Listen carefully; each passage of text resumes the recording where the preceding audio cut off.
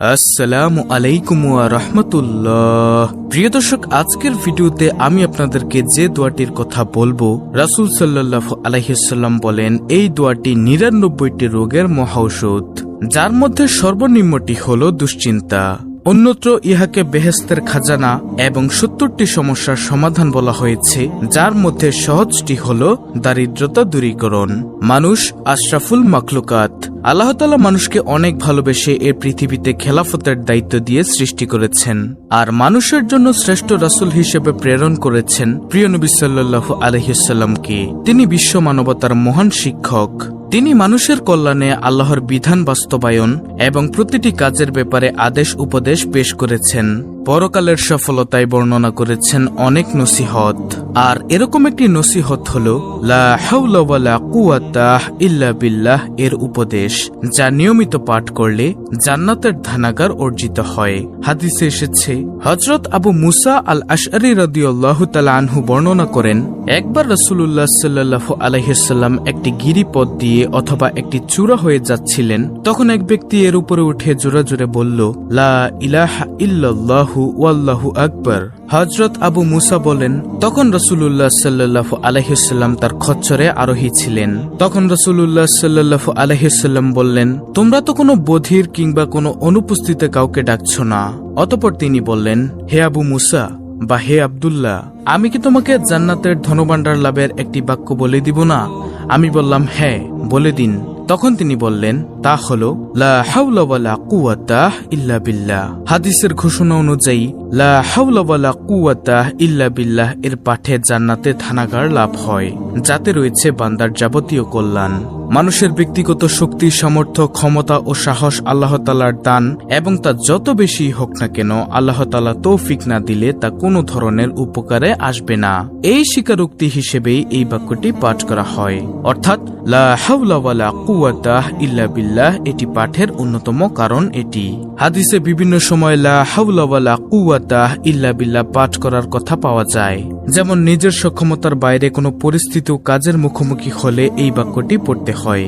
এছাড়াও শয়তানের প্রতারণা ও আক্রমণ থেকে বাঁচার জন্য এই দোয়াটি পড়া হয়। উবাদা বিন সামিত রাদিয়াল্লাহু তাআলা আনহু থেকে বর্ণিত, রাসূলুল্লাহ সাল্লাল্লাহু আলাইহি ওয়াসাল্লাম বলেছেন, যে ব্যক্তি এই দোয়াটি পড়ে আল্লাহ তাআলার কাছে নিজের গুনাহ থেকে ক্ষমা প্রার্থনা করবে অথবা যে কোনো দোয়া করবে, আল্লাহ তাআলা তার দোয়া কবুল করবেন। আর সেই দোয়াটি হলো লা ইলাহা ইল্লাল্লাহু ওয়াহদাহু লা শারীকা লাহু লাহুল মুলকু ওয়া লাহুল হামদু ওয়া হুয়া আলা কুল্লি শাইইন কাদির। আলহামদুলিল্লাহি ওয়া সুবহানাল্লাহি ওয়া লা ইলাহা ইল্লাল্লাহু আল্লাহু আকবার ওয়া লা হাওলা ওয়া লা কুওয়াতা ইল্লা বিল্লাহ। দোয়াটির বাংলা অর্থ আপনারা দেখুন, তাহলে আপনি বুঝতে পারবেন। দোয়াটির বাংলা অর্থ হচ্ছে, এক আল্লাহ ব্যতীত প্রকৃত কোনো ইলাহ নেই, তিনি এক, তার কোনো শরীক নেই, রাজত্ব তারই, যাবতীয় প্রশংসা তারই, তিনি সবকিছুর উপরে শক্তিমান, যাবতীয় হামদ আল্লাহর জন্যই। আল্লাহ তাআলা পবিত্র, আল্লাহ ব্যতীত সত্য কোনো ইলাহ নেই, আল্লাহ মহান, আল্লাহ ছাড়া কোনো ভরসা নেই, কোনো ক্ষমতা বা শক্তি নেই। সহিহ বুখারী শরীফের হাদিস, হাদিস নম্বর 1154। আজানের দুই বাক্য হাইয়া আলাস সালাহ ও হাইয়া আলাল ফালাহ এর উত্তরে এই বাক্যটি পাঠ করা হয়। আবু যর রাদিয়াল্লাহু তাআলা আনহু থেকে বর্ণনা করেন, রাসূল সাল্লাল্লাহু আলাইহি ওয়াসাল্লাম একবার আমাকে বললেন, আমি কি তোমাকে জান্নাতের গুপ্তধনগুলোর একটি সন্ধান দেব না? আমি বললাম, হে আল্লাহর রাসূল সাল্লাল্লাহু আলাইহি ওয়াসাল্লাম। তখন রাসূল সাল্লাল্লাহু আলাইহি ওয়াসাল্লাম বললেন, লা হাওলা ওয়ালা কুওয়াতা ইল্লা বিল্লাহ। মুয়াজ্জিন আজানের সময় যখন হাইয়া আলাস সালাহ ও হাইয়া আলাল ফালাহ বলে, তখন লা হাওলা ওয়ালা কুওয়াতা ইল্লা বিল্লাহ বলতে হয়। মুসলিম শরীফের হাদিস, আবু দাউদ শরীফের হাদিস। এছাড়াও ঘর থেকে বের হওয়ার সময় লা হাওলা ওয়ালা কুওয়াতা ইল্লা বিল্লাহ পড়া সুন্নত এবং এর প্রতিদান অনেক। হযরত আনাস ইবনে মালিক রাদিয়াল্লাহু তাআলা আনহু বলেন, যে ব্যক্তি ঘর থেকে বের হওয়ার সময় এই দোয়াটি পড়বে, আল্লাহ তাআলা তার জন্য যথেষ্ট হয়ে যাবেন এবং শয়তানও তার থেকে দূর হয়ে যাবে। দোয়াটি হলো, বিসমিল্লাহি তাওয়াক্কালতু আলাল্লাহ লা হাওলা ওয়ালা কুওয়াতা ইল্লা বিল্লাহ। অর্থ, আল্লাহর নামে আল্লাহ তাআলার উপরে নির্ভর করলাম, আল্লাহ তাআলার সাহায্য ছাড়া বিরত থাকা ও মঙ্গল লাভ করার শক্তি কারণেই। আবু দাউদ শরীফের হাদিস, তিরমিজি শরীফের হাদিস।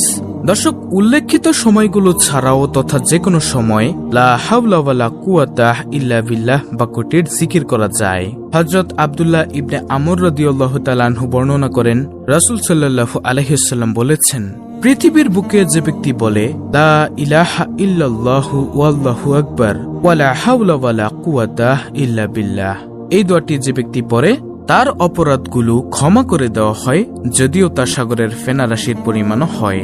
সুবহানাল্লাহ। তিরমিজি শরীফের হাদিস। হাজিম ইবনে হারমালা রাদিয়াল্লাহু তাআলা আনহু বলেন, আমি নবী সাল্লাল্লাহু আলাইহি ওয়াসাল্লামের কাছ দিয়ে যাচ্ছিলাম। তিনি আমাকে বললেন, হে হাজিম, তুমি অধিক সংখ্যায় লা হাওলা ওয়ালা কুওয়াতা ইল্লা বিল্লাহ বাক্যটি পড়ো, কেননা তা হলো জান্নাতের গুপ্তধন। বুখারী শরীফের হাদিস, মুসলিম শরীফের হাদিস। প্রিয় দর্শক, লা হাওলা ওয়ালা কুওয়াতা ইল্লা বিল্লাহ পাঠের ফজিলত ও সওয়াব অনেক অনেক বেশি। দর্শক, উপরে উল্লেখিত এই ফজিলত দ্বারা এটি স্পষ্ট বোঝা যায় যে লা হাওলা ওয়ালা কুওয়াতা ইল্লা বিল্লাহ দুনিয়া ও আখিরাতের জন্য একটি বিশেষ ফজিলতপূর্ণ কালেমা। এছাড়াও এই কালেমাটি অধিক পাঠের ফলে বান্দার নিজের সৌভাগ্য ও প্রভুর সন্তুষ্টি অর্জিত হয় এবং বেহেশতি বাগানের বৃদ্ধি প্রাপ্ত হতে থাকবে। দর্শক, এই লা হাওলা ওয়ালা কুওয়াতা ইল্লা বিল্লাহ এর ফজিলত এবং আমল সম্পর্কে আমি আপনাদেরকে কয়েকটি পয়েন্ট বলে দিচ্ছি, আপনারা মনোযোগ দিয়ে শুনুন, ইনশাআল্লাহ অনেক উপকারে আসবে।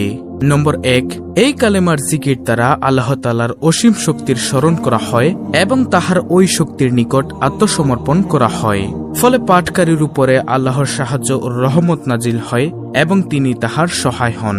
দর্শক, এর মানে হচ্ছে যে ব্যক্তি লা হাওলা ওয়ালা কুওয়াতা ইল্লা বিল্লাহ এই দোয়াটি পাঠ করবে, এই কালেমাটি পাঠ করবে, তখন আল্লাহ তাআলার অসীম শক্তির স্মরণ করা হয় এই দোয়াটি পাঠ করার মাধ্যমে, ফলে পাঠকারীর উপর আল্লাহ তাআলার অসীম রহমত নাজিল হয় এবং আল্লাহ তাআলা তাকে সাহায্য করেন, তাহার প্রতি সহায় হন এবং এই কালেমা দ্বারা রুজি বৃদ্ধি হয়, মনোবাসনা পূর্ণ হয়, ধন সম্পত্তি লাভ হয়, উচ্চ সম্মান প্রাপ্ত হওয়া যায়, বিপদাপদ হতে উদ্ধার পাওয়া যায় এবং শয়তানের ক্ষতি থেকে আপনি বাঁচতে পারবেন। নম্বর 2, রাসূল সাল্লাল্লাহু আলাইহি ওয়াসাল্লাম বলেছেন, এই কালেমা বেশি বেশি পাঠ করো, ইহা বিপদের 99টি দরজা বন্ধ করে।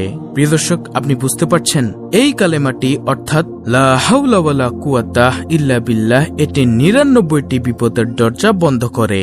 তিনি আরো বলেছেন, যে ব্যক্তি প্রত্যহ কালেমা অর্থাৎ লা হাওলা ওয়ালা কুওয়াতা ইল্লা বিল্লাহ 100 বার পড়বে, সে কখনো দরিদ্র থাকবে না। সুবহানাল্লাহ। নম্বর 3, হযরত আবু হুরায়রা রাদিয়াল্লাহু তাআলা আনহু বর্ণনা করেছেন যে রুজি কম হতে থাকলে এই কালেমা বেশি বেশি পরিমাণে পাঠ করো।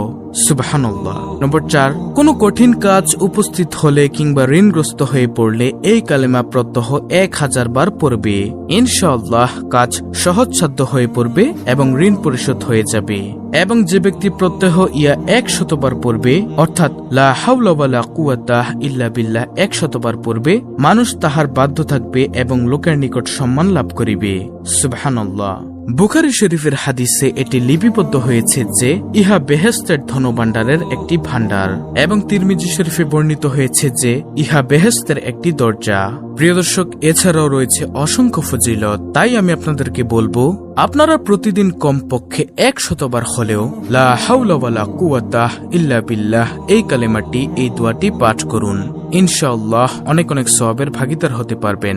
অত্যন্ত গুরুত্বপূর্ণ একটি ভিডিওটি ভালো লাগলে অবশ্যই চ্যানেলটিকে সাবস্ক্রাইব করে পাশে থাকা বেল বাটন অল বাজিয়ে দিবেন, ভিডিওটিতে একটি লাইক দিবেন এবং কমেন্টে আমিন লিখবেন এবং অন্য মুসলিম ভাই বোনদের কাছে ভিডিওটি শেয়ার করে দিবেন, যেন তারাও দেখে শিখে আজকের ভিডিওর এই আমলটি করতে পারে। আল্লাহ রাব্বুল আলামিন আমাদের সকলকে উক্ত ফজিলতপূর্ণ দোয়াটির উপর আমল করার তৌফিক দান করুন, আমিন। লা হাওলা ওয়ালা কুওয়াতা ইল্লা বিল্লাহ।